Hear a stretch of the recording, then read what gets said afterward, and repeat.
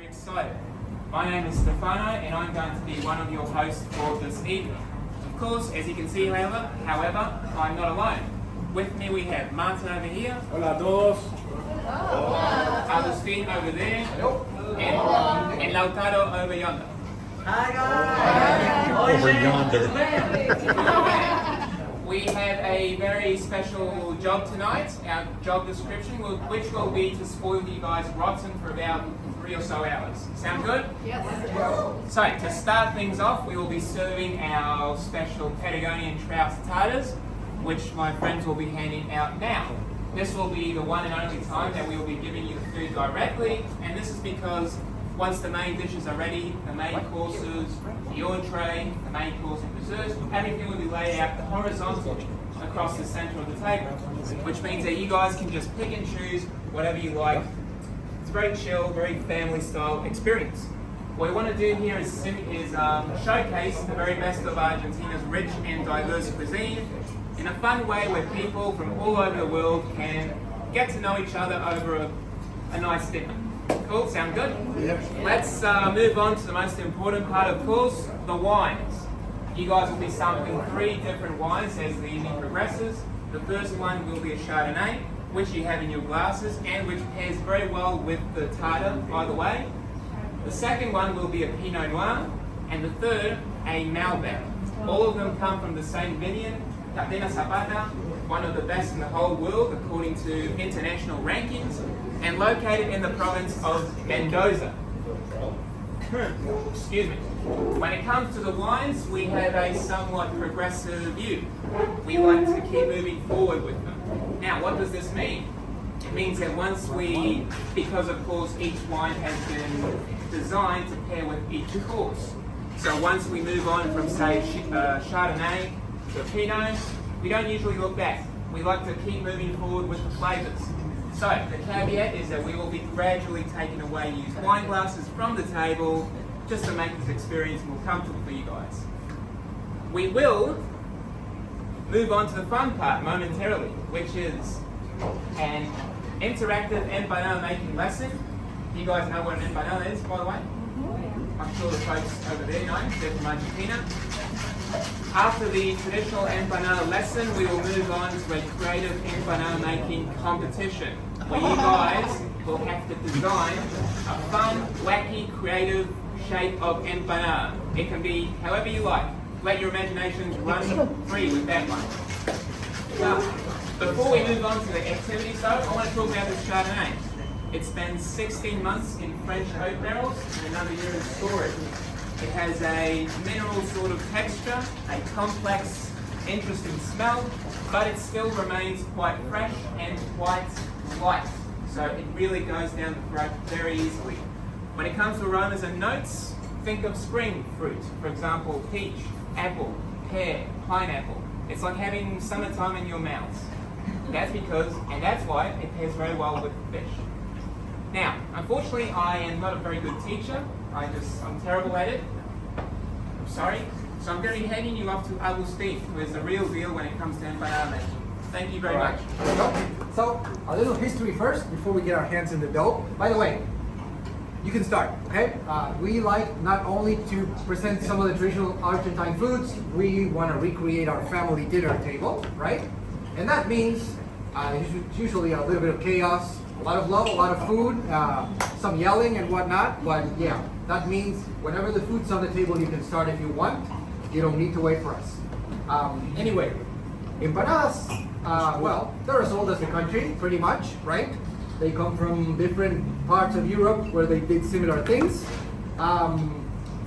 It turned out to be not only a very good, tasty food, but it's also very practical, right? The reason why they came to be is because it's a type of food that you can carry with you, especially if you have a long day of work. Originally, some people would take those into the mines. Here in Argentina, gauchos would take them in their pockets, in their bags. You can carry those with you, and they stay, right? Because they're baked in there, they stay for quite a while. What do you think the first one was made of in Argentina, the filling? Yeah, somebody said it over there. It must have been beef, right? Oh yeah. We started growing cows very, very early, and they were always around. So, yeah, beef was the first one. We started doing a lot of different ones, like I said, because it's a very practical type of food. And have you seen the modern day empanadas? Did you notice that we have like a system to identify them, right? According of what you do with the dough when you fold it, usually say it's like a code, right? But it took a while before we came up with that. We started doing a lot of different fillings for empanadas, but that's actually something that took a while before we came up with that. So it would happen very often until not so long ago that you would get a bunch of empanadas that look the same. Imagine that we order for everybody here, right? By the way, because it's very common to order empanadas in Argentina, since it is a very it was like an immediate partner for pizza, right? Pizzerias in Argentina, they all sell empanadas because since Argentine empanadas can be baked, because they're made out of wheat flour, well, you have a pizza oven, right? And then it's very easy to bake dozens and dozens of empanadas. So every pizza place in Argentina does empanadas. So we order for everybody here, maybe like 60 or 70 empanadas for everybody. Everybody picks their flavors. We write everything down. We get a big order, a couple of boxes, but we open them and they all look the same. So what do you do in that situation? This box in front of you. The simplest possible approach would be, Cut them open. yeah, or you either cut them open or even simpler, you grab one and take a bite, right? Make these. Nowadays you can buy them separated and cut like this. Very practical, very simple. Yeah. So very simple puff or pie pastry, and we're gonna fill it up. Lautaro and I will be using cheese to demonstrate, okay? But let's pretend we're using beef. We're gonna start with beef. Let's pretend we're doing beef. How much do you think we need? Little bit. A little bit, one, not too much. All right, we have. How much you put in? We have very prudent people. That's good. You always want your empanada to be nice and full, but they do have a top capacity, don't they? So if you go over the top capacity, your empanada will blow up in the oven and it becomes a taco. And we are trying to keep them as empanadas. So we're gonna do, let's say 1.5 of these little spoons should be enough. Little pile in the center, you can use 2 fingers for a measure all the way around to be able to have those margins to fold it in 2. And once you have the taco, you close it, right? You press all the borders together, nice and tight.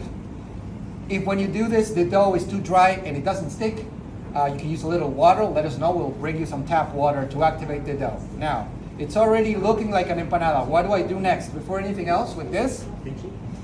Before that. Take the plastic off. Thank you. The plastic has to go before I can fold it. So, now we're ready. We're starting one corner. The motion for this is pinch, stretch, and fold. You actually start by folding. You grab this corner, you fold it in like that, and then it makes another corner, you pull it up, and fold it over the last one, and you keep going like that. Up and over, pull up, over, and you keep doing that basically until you run out of space. Whoop. Let me show you over there. Sorry. 2, 3, 4, 5, 13. I think we're right on the perfect number. And you may hear, have you been here long? Have you heard Argentines talk a lot? No? If you ever hear an Argentine say that something is la posta, that is a very big compliment. It's like saying this is the best of the best, right? So that's what we call an empanada. If it has 13 folds, you could say it's la posta, right? You make the Italian okay symbol and you say la posta. That is a compliment for whatever it is that you're talking about, as long as you make sure you pronounce with a P, as in post. Because if you say it with a B, la bosta means horseshit, all right? So make sure that you stay on the P, unless you're trying to insult somebody, okay? 2 pastries and put them on your plate, because those will be your materials, plus the fillings, of course. The idea is that you will combine these 2 into 1. All right? Now, we don't want something that looks like an empanada anymore. We want something creative. All right? So you have to use your imagination and combine these 2 pastries plus the fillings into one novelty empanada, okay? One creative design for an empanada. So you can, if you want, you can fold them, cut them, use either or both of the fillings, right? Whatever you like. You give us one final creation, and we will take it downstairs to be baked. We will take it downstairs to be baked. So remember, they have to survive the oven, right? This is because if you are thinking about building up, vertical architecture tends to fall over in the oven. Just saying, okay? You can do whatever you want. We've seen, you have to surprise our chefs. They will be the ones choosing the winner.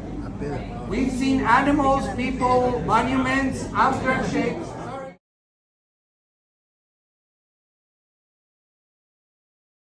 Quickly describe all of these desserts, okay? Now, we have a very sweet tooth in Argentina. You wouldn't believe it from the amount of food we already serve. We love sweets, and so that's why we are giving you a lot of options, okay? It's like a sample of many different ones. Normally, we would only have one dessert at the same time, but since you probably want to try many, here we have, for now, just 4. The first one is like the one that looks like a layered cake. That is chocotorta, what we call it. It means chocolate cake, but it's technically not a cake. It's more similar to tiramisu because it's not cooked, right? It's not baked. You make it out of certain type of chocolate crackers that you can buy in the supermarket. You soak them in coffee, and then once they're damp, you make layers of that, and in between you put a mix of cream cheese with dulce de leche. Very simple, very effective. Everybody loves it. That's why it's kind of the de facto birthday cake in Argentina, because it's so easy to make and everybody loves it, right? Next to it, you have the flan. Flan is a classic all over the world. We love it in Argentina as well. Frequently, we eat it with dulce de leche, but there's a lot of that on the table already, so that is why this one has whipped cream, okay? Because next to it, you have the panqueques, our crepes or pancakes. And of course, they are made in the Argentine style, meaning what are they filled with? What? Not quite. No. Dulce de leche? Dulce de leche, of course. Dulce de leche, caramelized sugar on top. Once more, very simple and very effective. Those, by the way, those are warm. So you might want to start with the panqueques because they're nice and warm now. They're way better when they're hot. Next to it, you have a block of wood with 2 different versions of something that we call postre vigilante, right? Or vigilant dessert, also known as the obvious name queso y dulce, cheese and sweet. So there's a layer of cheese on the bottom, quartirolo cheese, not very savory. And on top you have sweets made of 2 different things. The traditional one is the one that looks yellow, more light colored. That is a sweet based on sweet potatoes, okay? Similar, if you've ever had a sweet potato pie, similar to the feeling of a sweet potato pie. The other one is actually not traditional. The one that looks brown, more dark color, it's a novelty that we want you to try. It's actually the wood of a certain tree. There's a tree that grows in the northeast of the country, around the area of the Iguazu Falls. That tree is called Chacaratia, and it has a very special bark because all you have to do is put it in syrup for a couple of days, and it becomes a sweet that you can eat. As far as we know, it's the only form of edible wood in the world. You can try it if you want and say that you have tried edible wood. Yes, and it's called postre vigilante. Vigilante is because at one point in the history it was a tradition. A lot of restaurants would give this as a gift to the policemen patrolling at night. That's why it became postre vigilante. Okay, so mate cup over here. This one is made out of wood, right? And it's finished up in an acrylic resin. The traditional ones are made out of hollow pumpkin. But those, if you don't care for them properly, they tend to get moldy. They ruin the flavor. That's why we use these ones. These are way easier to maintain and clean. Next, we need the bombilla, okay, which is this basic metal straw with a filter right here at the bottom to filter out the leaves, so you drink the mate, you don't eat the leaves. Okay. Now, the star of the show is the mate itself. As I said, it's a bush that is processed, chopped in little pieces. Have a look over there, and then dried up for a couple of months to enhance the flavor. Can you see from the back over there? Yeah, I'll just go over there. You can check it out. Real units, please refer to Google because I have no idea. You just pack the water in a thermos so it keeps the heat. Okay. This thermos opens like this. You press in the middle, and then you close it by pressing on the ring. Okay. Be very gentle when pouring the water because you don't want to burn yourself or make a mess. Now let's start. What we're going to do is grab your sherbero right here, the container of the mate, the yerba mate, and your cup, and you're gonna fill it up to 3/4. Okay? Whoa. Yeah, I know it's a lot. 3/4 sounds like a lot, but remember that we share this drink, right? And it goes around and around and around. So that's why you need so many leaves. It's opposite to tea, where you need just a tiny bit of leaves and a lot of water. Here you need a lot of leaves and a bit of water. Okay, so 3/4, roughly like this. Okay. Yeah. Until you have half of it wet and half of it dry. You don't want to overfill it. You don't want to put a lot of water in here because that's going to ruin the flavor. Okay, so roughly like this, you should have a wet part and a dry part. That's going to be the reservoir for the flavor. Okay, and you hear it. It's a bit loud, but anyways. Once you hear the slurping sound of the mate, that means that the water is gone. And in an Argentinian round, you should be giving back the mate to the one who made it. We call her or him the cebador or cebadora, right? So once you hear the slurping sound, you finish it. In this case, everyone has their own mate because we know that foreigners are a bit iffy on the whole sharing, with strangers and a metal straw. So everyone has their own mate. Once you finish the water and you hear the sound, you just pour a bit more water and keep drinking. Okay. Now there's a bit of tradition with mate.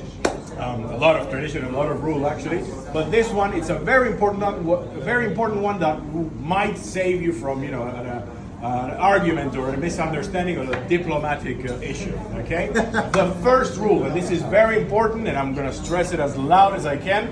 The first rule of mate, the Argentinians over there will agree: you never, ever, ever move the straw or steer the straw. Very, very important. I'm watching everyone. Okay, you'll be escorted out of the building if you touch this straw. Okay.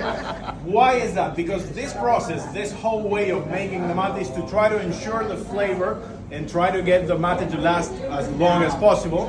And if you move the straw, you risk clogging the straw and ruin the mate, not just for you, but for the rest of the round, the rest of the people involved. So that is very, very rude. Okay, so once you get the mate like this, do not steer with the straw. You just grab it like this and drink like that. Okay, that's very important. Rule number 1. Rule number 2. If you find yourself in a round of mate with Argentinians and you're offered a mate, let's do it with Lauti over here. It's empty, by the way. There you go. You have your mate over there. Lauti will drink it, and then he's going to give it back to me, saying thank you. Obrigado. Obrigado in Portuguese. But now, when he says thank you, what's going to happen is I'm going to skip him on the next round. Okay, we're going to go around for the rest of the people, and then once it's turned for Lauti, I'm not even going to look at him. I'm going to skip him. That's because he said thank you. Okay, we are not being rude. It's just the code. Okay, it's just the way you indicate to the cebador that you had enough. When you offer the mate back to the cebador and you say thank you, that means thank you, I've had enough. Okay, so again, don't be shocked if you're drinking mate with Argentinians and you suddenly get skipped. It's just because you said thank you. Okay, we're not being rude. It's the go. So with those 2 rules, you're pretty much safe. You'll be able to enjoy mate with any Argentinian. Okay, now mate is a bit of a bitter drink, right? So what goes very well with bitterness? Sweet. Excellent. So if 4 different kinds of desserts weren't enough, we're gonna add a 5th one. Okay. Now this is called alfajor. Has anyone tried alfajores before? No, from the kiosk. Okay, it's basically 2 cookies or 2 biscuits with a bit of dulce de leche in the middle. This one, in this case, this yellow one, is called alfajor de maicena. So it's a cornstarch cookie. Okay. And what you do is you grab your cornstarch cookie, you grab a tiny, tiny bit of dulce de leche like this, right? Just a tiny bit. There we go. And then you press it with another cookie or biscuit right on top. But this is not over yet. What we need to do to make it perfect and traditional, we need to roll it in coconut shredding, okay? You're gonna roll the dulce de leche part on the coconut shredding so it sticks to it, and it adds a bit of flavor and texture, okay? So this right here is the standard issue, very traditional alfajor de maicena that we all love and adore, but here the Argentine experience, as if you didn't notice, we wanna go up, above and beyond. So what we're going to do, and this is just, beautiful. We're gonna dip this in some chocolate ganache. There we go. Yeah. Add insult to injury. Like this.